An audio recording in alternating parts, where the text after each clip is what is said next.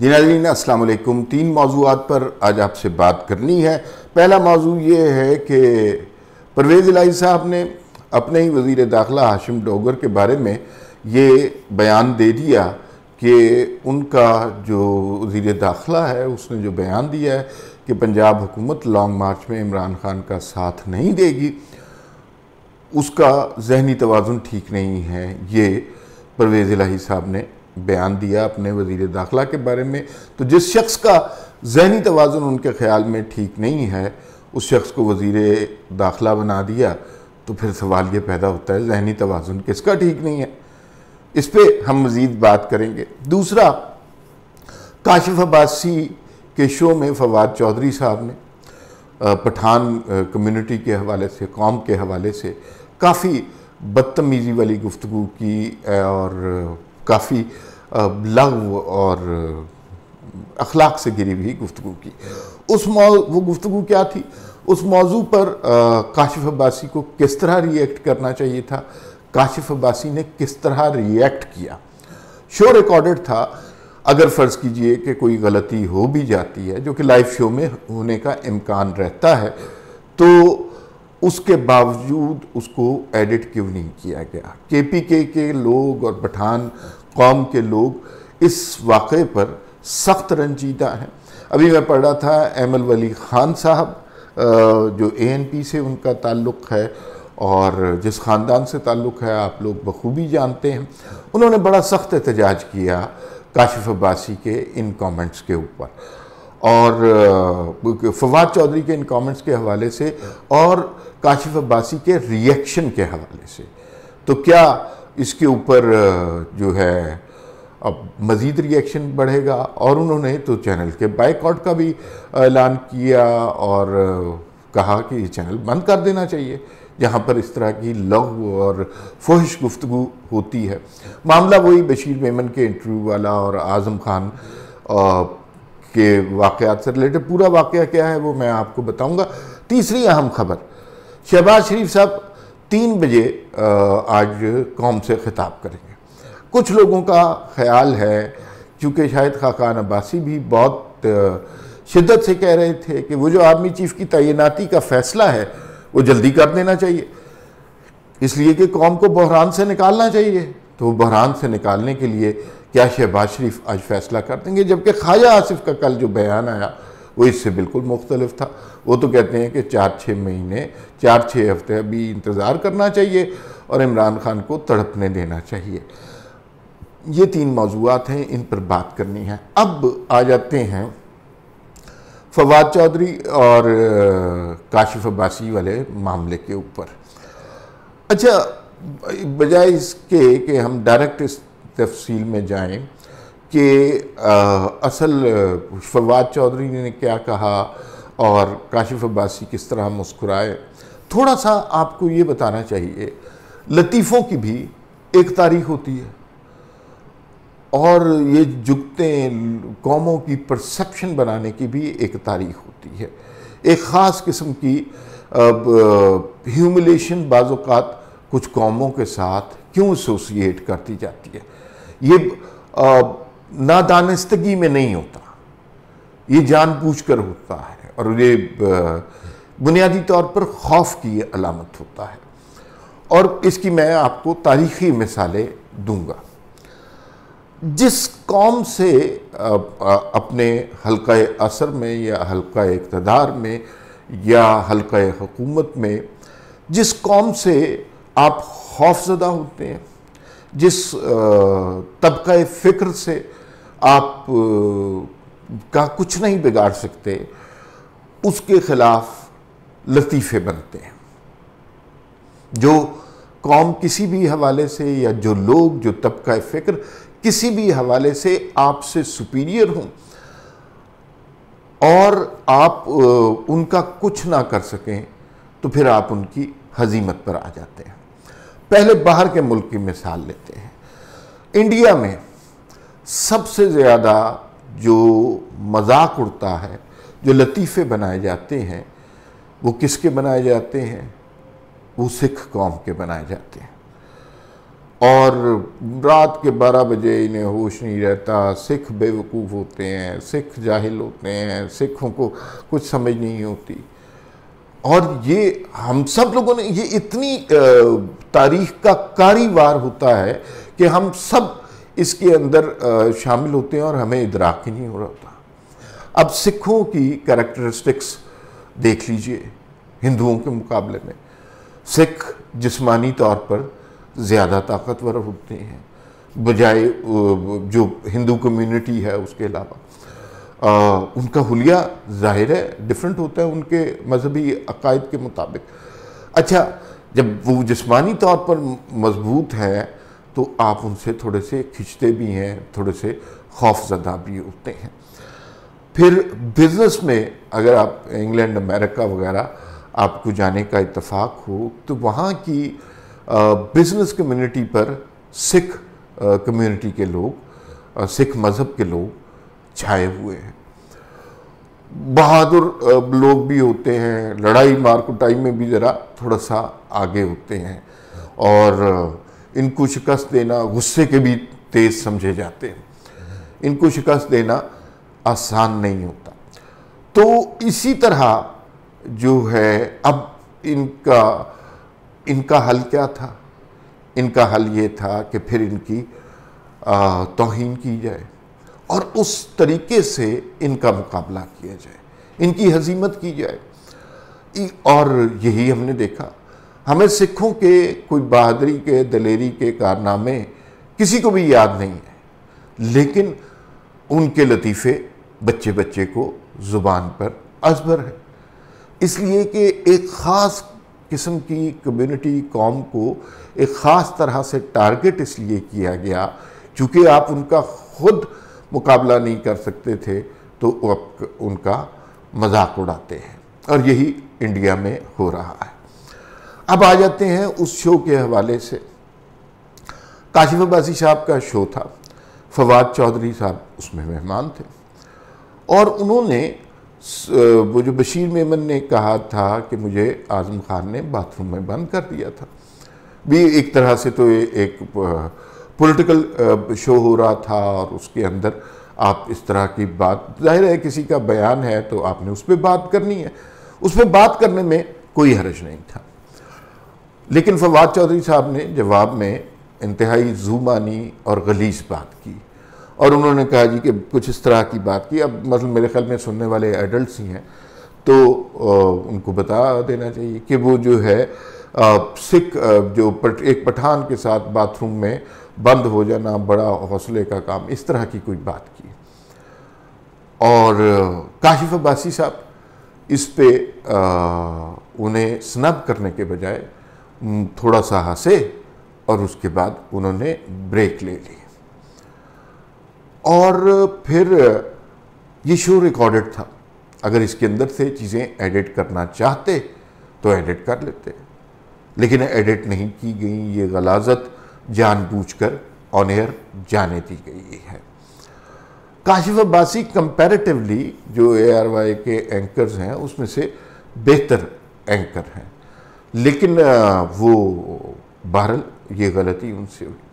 Anchor को जो हमें सबक सिखाया गया है वो ये है कि एंकर जो होता है वो कैप्टन ऑफ द शिप होता है।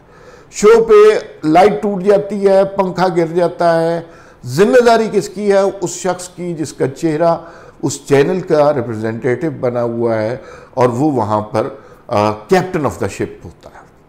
तो अगर शो की में कोई गलती होती है तो उसकी जिम्मेदारी एंकर पर आती है। एंकर ने उस तरह रिएक्ट नहीं किया जिस तरह उसे रिएक्ट करना चाहिए था और इस पे बहुत ज़्यादा एहतजाज हुआ इस गलाजत पे। लेकिन PTI वालों ने सोचा कि भाई गलाजत पे या बदतमीज़ी और बहतान पर हमें किसी ने क्या कहना है, इसलिए कि वो तो उनका तो ये वतीरा रहा है। फयाज चौहान जिस कदर गलीज़ बातें कर चुके हैं, फिरदौस आशिक आवान साहिबा जिस कदर गलीज़ गुफ्तगू फरमा चुकी हैं इस मीडिया पर, तो वो उसके बाद तो ये थोड़ी सी अनहोनी सी बात लगती थी कि इस बात पे रिएक्ट किया जाए।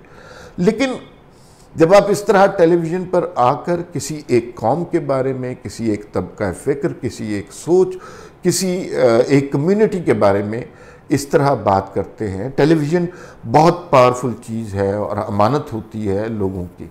आप लोगों के जज्बात को हर्ट नहीं कर सकते, लेकिन हर्ट किया गया और उस पर रिएक्शन बड़ा आ रहा है। रिएक्शन इसलिए आ रहा है कि पठान कौम के हवाले से अब जो उनका इलाका है केपी के, वहाँ पर आप 10 साल से हुकूमत कर रहे हैं और 10 साल से उन्हीं लोगों को जो है उनके सर पर आपका इक़्तिदार कायम है। तो उन्हीं लोगों की अगर आप तौहीन कर रहे हैं तो ये तो कोई अच्छी बात नहीं है, ये तो कोई सलीके की बात नहीं है। आप किस तरह उन लोगों की तौहीन कर सकते हैं जिनकी वजह से इक़्तिदार का हुमा आपके सर पर छाया हुआ। और इस तरह की बातों से एक पूरी सोच में तब्दीली आती है जो कि आपके लिए, खान साहब के लिए सियासी तौर पर बड़ी नुकसानदेह। ज़्यादातर पार्टी के लीडर्स जो हैं वो सारे के सारे पठान हैं और इसमें कोई हर्ज की बात नहीं है, लेकिन आप उनकी फिर तौहीन तो नहीं कर सकते ना। अहमद वली खान ने तो मुतालबा कर दिया कि भाई ये जो है इनको बाइकआउट करना चाहिए, बैन करना चाहिए।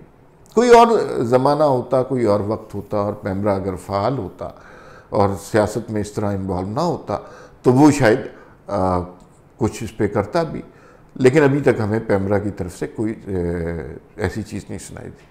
अब देखिए कि पठान भी जिस्मानी तौर पर ज़्यादा ताकतवर होते हैं, ज़्यादा ज़हीन होते हैं। सियासी शऊर, याद रखिए, पंजाब से या जो लोग उर्दू बोलते हैं या सिंध के जो लोग हैं, मैं हमेशा से ये समझता हूँ कि जो KPK या पश्तो स्पीकिंग पठान लोग होते हैं उनका सियासी शऊर हमसे बहुत ज़्यादा होता है। वो धोखा नहीं खाते, एक दफ़ा धोखा खाते हैं और फिर ठीक हो जाते हैं। हम मुसलसल धोखा खाते हैं जो पंजाब में रहने वाले हैं और हमें बहुत देर बाद अकल आई। ये तो नवाज शरीफ ने गुजरांवाला में तकरीर की तो उसके बाद हमें समझ आया कि हमारे साथ 70 साल से क्या हो रहा था। उससे पहले हमें खुद एहसास नहीं था। KPK में सियासी शऊर ज़्यादा है और वहाँ पर एक ख़ास किस्म की, हमने भी देख लीजिए, मैं बहुत मादत के साथ ये बात कर रहा हूँ कि हमारे यहाँ भी ज़्यादातर लतीफ़े पठानों के मुताल्लिक़ आप सुनेंगे। सही या गलत, ज़ाहिर है लतीफ़े में तो कोई लॉजिक तो नहीं होती ना, वो तो एक जुगत होती है, एक तमस्कुर होता है, एक तज़हीक होती है। तो एक ख़ास किस्म से तरीके से हमने हमेशा पठानों को टैग किया, जो कि इंतहाई गलत बात है। इसलिए शायद कहीं हमारे जहन में ये था कि हम उनका उस तरह मुकाबला नहीं कर सकते, ना जहानत में, ना जिस्मानी ताकत में, ना सियासी शऊर में, तो उनकी तस्दीक की गई। उस तस्दीक का जो मामला था उसके ऊपर, जो उस जलती के ऊपर अगर आग लगा दी गई तो वो फवाद चौधरी के इस बयान ने लगाई। और ये जो बात है ये इस तरह ख़त्म नहीं होगी। जिन कौमों के अंदर एहसास महरूमी होता है वो एहसास महरूमी कभी ख़त्म नहीं होता। तो वो एहसास महरूमी है वहाँ पर, उनके साथ इस तरह ट्रीट किया गया है तारीख़ी तौर पर, तो वो इस बात को इतनी सहूलत के साथ नहीं छोड़ेंगे और उस पर रिएक्शन होगा। फवाद चौधरी साहब को यह माजरत करनी पड़ेगी या KP के जाने से हमेशा के लिए इज्तनाब करना पड़ेगा। पठान अपनी कौमियत के मामले में इस तरह की बात नहीं भूलता, नहीं भूलनी चाहिए, नहीं भूलनी चाहिए। हम दूसरे तरीके से रिएक्ट करते हैं, मसलहत और मफाहमत का शिकार हो जाते हैं, लेकिन पठान इन मामलात में बहुत क्लियर लोग हैं, वो बहादुर लोग हैं, दलेर लोग हैं। अच्छा जी, अब इसी मसले से रिलेटेड परवेज़ इलाही साहब ने, वो हाशिम डोगर का बयान बड़ा चल रहा था कि हाशिम डोगर साहब जो हैं उन्होंने कहा पंजाब हुकूमत लॉन्ग मार्च का साथ नहीं देगी। परवेज़ इलाही ने कहा कि नहीं, वो हाशिम डोगर का दिमाग ख़राब। तो वो जो दिमाग ख़राब वाली बात है, तो जिस शख्स का दिमाग ख़राब है उसको आपने टैग कर दिया कि उसको आपने वज़ीर दाखिला लगा दिया है, तो फिर किसका दिमाग ख़राब हुआ?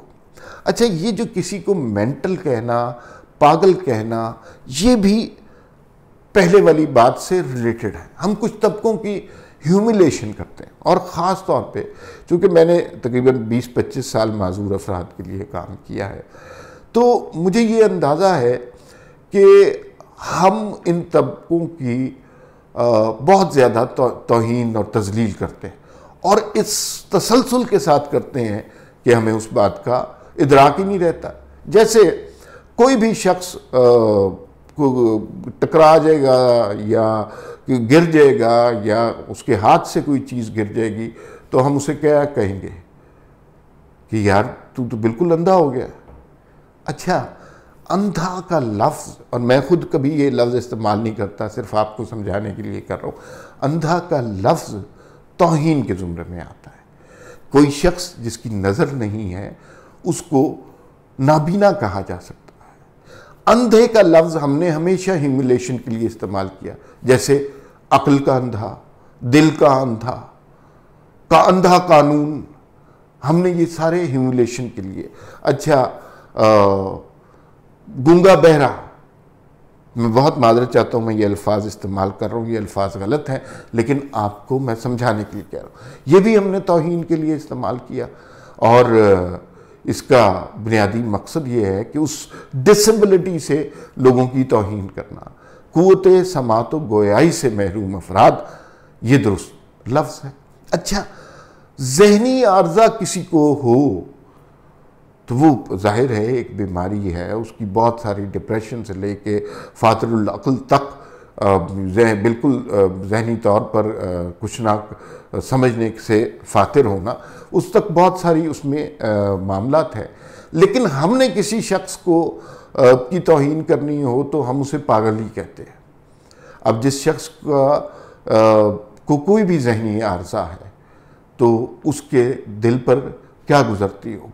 तो अल्फाज का चुनाव जो है वो बहुत इम्पॉर्टेंट होता है। और ये जो परवेज़ इलाही साहब ने मेंटल कह दिया तो ये कोई अच्छी बात तो नहीं है। आप एक ख़ास तबके की भी जो है वो तज़हीक कर रहे हैं, साथ साथ आप अपने वज़ीर जो है दाखिला उसकी भी तौहीन कर रहे हैं। ये अजीब मामला है। तो भाई पहला काम तो ये करना चाहिए था कि परवेज़ इलाही साहब को उनको हटा देना चाहिए था, अगर वो उस पर एतबार नहीं करते। लेकिन मुझे यूँ लगता है पंजाब की सियासत में ये खेल अभी जारी रहेगा। अभी कुछ दिनों तक वो उन पे इल्ज़ाम लगाएंगे और वो उन पे इल्ज़ाम लगाएंगे कि वो परवेज़ इलाही की बात नहीं मानते। इससे थोड़ा सा सिचुएशन ऐसी क्रिएट होगी, गुड कॉप बैड कॉप की सिचुएशन क्रिएट करेगी। परवेज़ इलाही साहब बहरहाल एक सिग्नल के मुंतज़िर हैं कि लॉन्ग मार्च करना है या नहीं करना, तो वो सिग्नल आजकल लॉन्ग मार्च के हक़ में नहीं है, लिहाजा एंड वो तो आखिर में मुझे यूँ लगता है परवेज़ इलाही साहब लॉन्ग मार्च नहीं करेंगे। और अभी इमरान खान को वो तसल्ली दे रहे हैं कि नहीं नहीं, वो मेरा जो वज़ीर दाखिला है वही ठीक आदमी नहीं है। आखिरी बात, शहबाज शरीफ साहब आज 3 बजे कौम से खिताब करेंगे। बहुत सारे लोगों को तवक्को है कि आज चीफ ऑफ आर्मी स्टाफ की नई तैनाती का फ़ैसला हो जाएगा। इस हवाले से नून लीग के अंदर भी डिबेट है। शाहिद खान अब्बासी साहब कहते हैं जी कि फटाफट अनाउंस किया जाए ताकि ये माशरे में से बहरान ख़त्म हो। और जो है ख्वाजा आसिफ कहते हैं कि ये नवंबर के शुरू में स्टार्ट होता है तो कहीं 2-3 हफ्ते में मुकम्मल होता है, उसके बाद जाकर हम नया चीफ अनाउंस करेंगे। इमरान खान साहब को अगर तकलीफ़ होती है तो उन्हें तकलीफ़ होने दें। मुझे ख्वाजा आसिफ साहब की बात ज़्यादा दुरुस्त लगती है। इमरान खान के प्रेशर में आकर अगर आप एक तैनाती का फ़ैसला करेंगे तो कल को 10 तैनातियों का फ़ैसला, 10 फ़ैसले आपको इमरान खान के प्रेशर में आकर करने पड़ेंगे। जो वक्त मुकर्रर है उसके हवाले से देख लीजिए जब मुनासिब लगे। इतना बड़ा फ़ैसला होना नहीं चाहिए। लेकिन एक बात अब दिन ब दिन क्लियर होती जा रही है, एक्सटेंशन का कोई प्लान नहीं है, कोई एक्सटेंशन नहीं हो रही।